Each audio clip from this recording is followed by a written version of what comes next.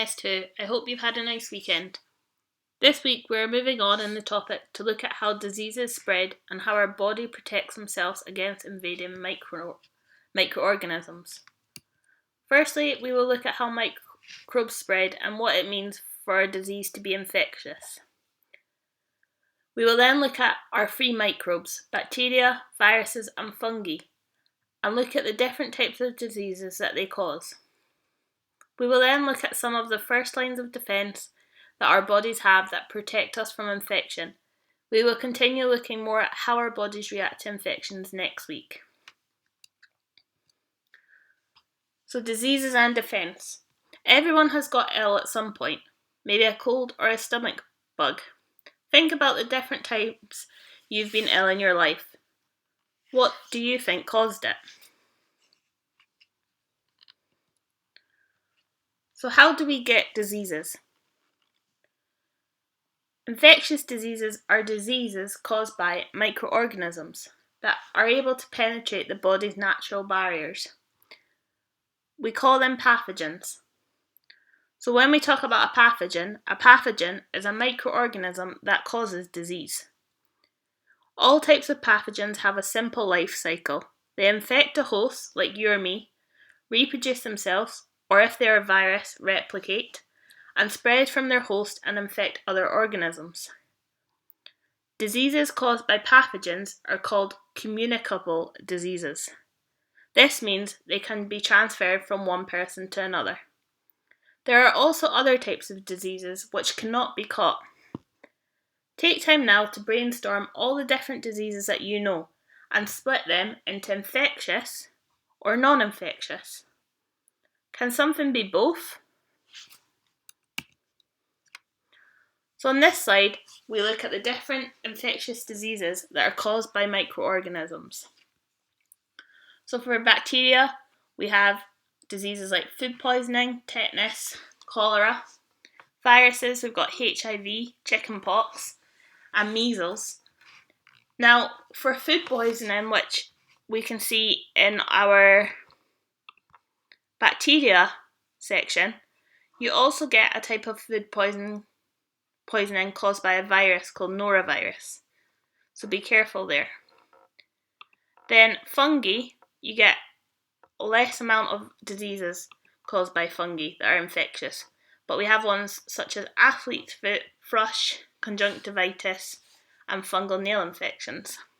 Now, when you're working through this PowerPoint, feel free to click on some of these diseases to get a bit more information about them. So we've got HIV, we've got a bit about food poisoning here, measles, and tetanus, athlete's foot, chickenpox, and cholera. Now, I haven't made extra information for every disease on this table. However, feel free to research some of these in a bit more detail if you want to know more about them. So, how do infectious diseases spread? So on this slide we have a video for you to watch and some questions for you to answer about how microorganisms make us sick and how they spread. So you'll notice in this video that they also call the microorganisms germs, which I'm sure you would have heard of before. So, how do diseases spread? So, the word that we use for diseases spreading is called transmission, and transmission can occur in a number of different ways. So, transmission can occur through direct contact.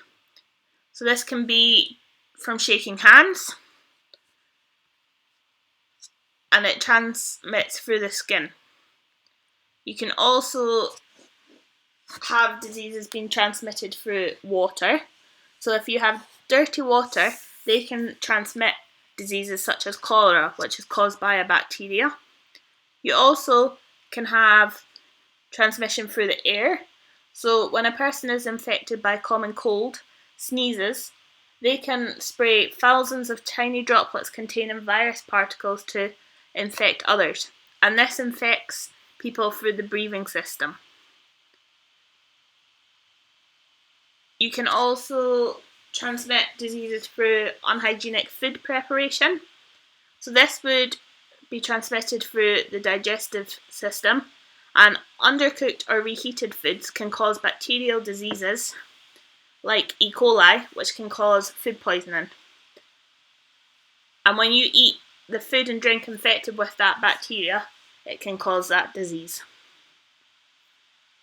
And we can also have transmission through the reproductive system. So bacteria that causes sexually transmitted diseases and viruses that cause HIV pass from one person to another during sexual intercourse.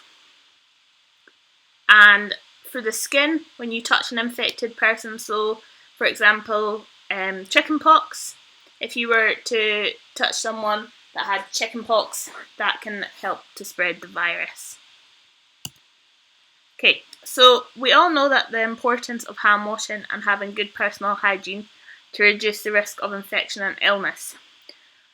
But luckily, the body also has impressive defence mechanisms to fight against infection and disease. So on this slide, we have 4 different ways the body defends itself against invading microorganisms. So if you click on the eye, it talks about the way the eye protects the body from microorganisms invading. So it uses something called lysosomes, and to stop eye infections, we've evolved this chemical within our tears called lysozymes, and these are enzymes that actually destroy bacterial cells by breaking down the cell walls. You can also find these lysozymes in saliva, breast milk, and mucus. And they are a form of chemical defense against microorganisms. So if we return back to the body, we also have the respiratory tract. So our nose, if you look up someone's nose, you'll see lots of internal hairs, which act as a physical barrier to infection. And the cells in the nose also produce mucus. You'll know when you get a cold or the flu, you tend to produce a lot of mucus. You might have a blocked nose. And the reason for this is that it traps the pathogen in your nose before they can enter the lung. And when you blow your nose, the mucus is removed from your body and the pathogens are trapped within it. So you get rid of them yourself. The trachea, which runs from the nose towards the lungs, is also lined with cells that have tiny little hairs called cilia. And they're much smaller than the hairs in your nose, but these ciliated cells move their hairs back and forth, a bit like a Mexican wave at a football match, and it moves the mucus and pathogens up towards the throat, which you then swallow, and it goes into your stomach and is destroyed by the stomach acid. The mucus also is able to trap the pathogens, so the production of this mucus is a really important physical barrier to stop microorganisms making their way down into your lungs.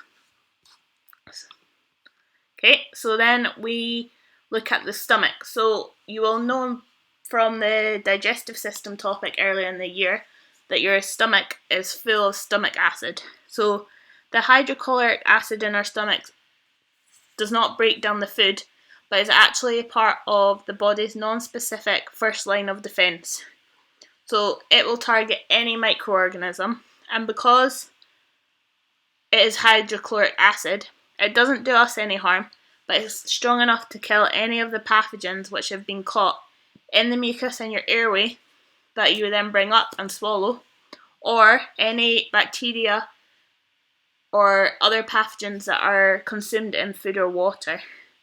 And the stomach acid is a chemical barrier against infection. So the final one then is skin. Okay, your skin covers almost all parts of your body and it prevents infection from pathogens. So if you fall over and you cut or graze your skin, it immediately begins to heal itself, often by forming a scab, which prevents infection as the skin acts as a physical barrier. Parts of the body that don't have skin have developed other ways to prevent infection. So we've already talked about the eyes producing tears, which contain those enzymes, and those enzymes are chemical barriers rather than the physical barrier of the skin.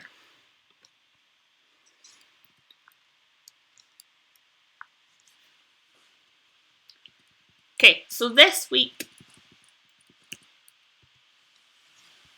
at the end of this video, I've also put a little YouTube video about how pandemics spread. So obviously, we're in the middle of the coronavirus pandemic, so this topic is important all the time, but it's particularly relevant at the moment. And this is a really excellent video to learn about what a pandemic actually means. Okay, it would have been a word you would have heard before, but probably more from a Netflix documentary or a movie.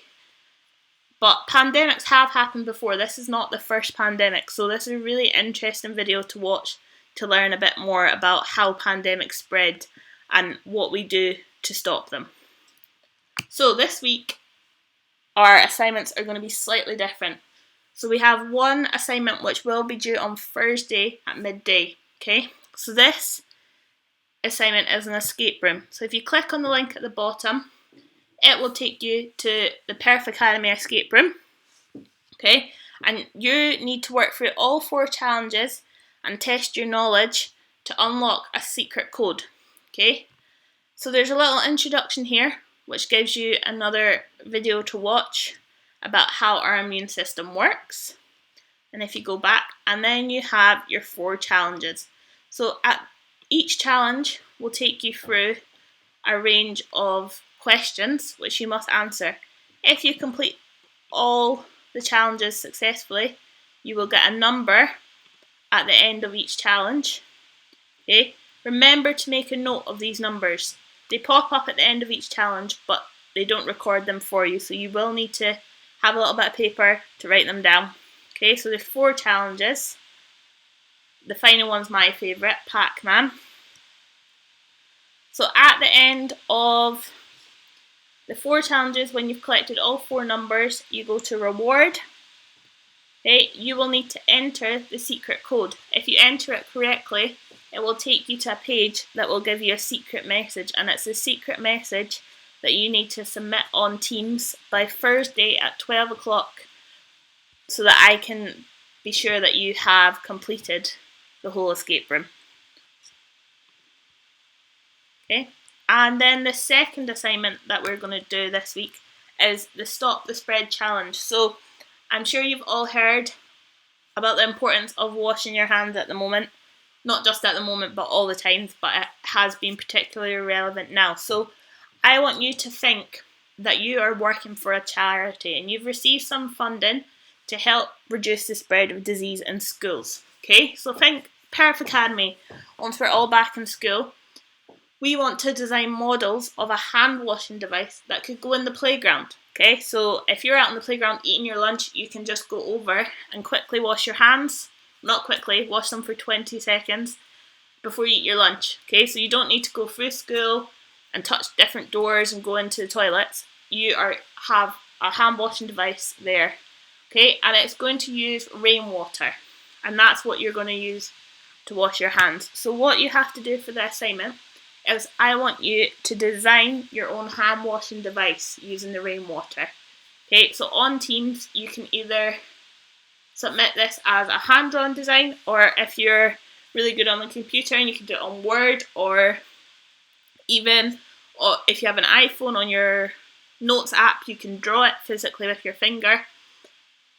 Any of these is good, but I want it labelled so I know how you build it and how it works. So explain that in a short paragraph, and that will be due on Monday the 11th of May at 12 p.m. Okay, so what I want you to remember about your hand washing device is you're working for a charity. Okay, you have a grant, but you have a budget. It must be reasonably priced. The cheaper the better. Okay, it needs to be able to collect the rainwater and dispense the water for you to wash your hands. It must use the water efficiently. You don't want to waste loads of water. Okay, these are for Perth Academy Playground, but imagine that you were in a country like Kenya or Saudi Arabia where it's really hot. There's not as much rainwater, so you want to be efficient with your water. You want to be able to save it. Okay, you're thinking about disease spread, so you want to avoid any cross-contamination. So how are you going to make sure that when you wash your hands, you are not being contaminated by the person that previously washed their hands? And I want you to use locally available and sustainable materials when possible, okay? So try and think of things you could reuse or that could be upcycled. So your assignment and what you need to submit is your design, okay, to teams. But as an extra challenge, if you want to take it on, I want you to try and create a working model of your device using recycling items around your home. So maybe you've got an empty milk carton or an empty juice bottle, okay, maybe you've got some straws lying around, a plastic bowl, okay. Why don't you take the time and try and make a working model of the device? So you can either share a picture or video, and now I'm going to attempt it myself, but I'm pretty sure your designs and models are going to be much better than mine. But I will post a video later in the week to show you my efforts and to see if it works or if we end up with just a big puddle on the floor. So that is everything for this week. Hopefully, as you work through the PowerPoint, you are able to tick off some of these success criteria, okay? And if you have any questions about any of the content in the PowerPoint or the assignment, just post up on Teams so that everyone else can see your question, because they might have the same question. Or if you prefer, just email me on my Glow email address and I'll get back to you as soon as I can.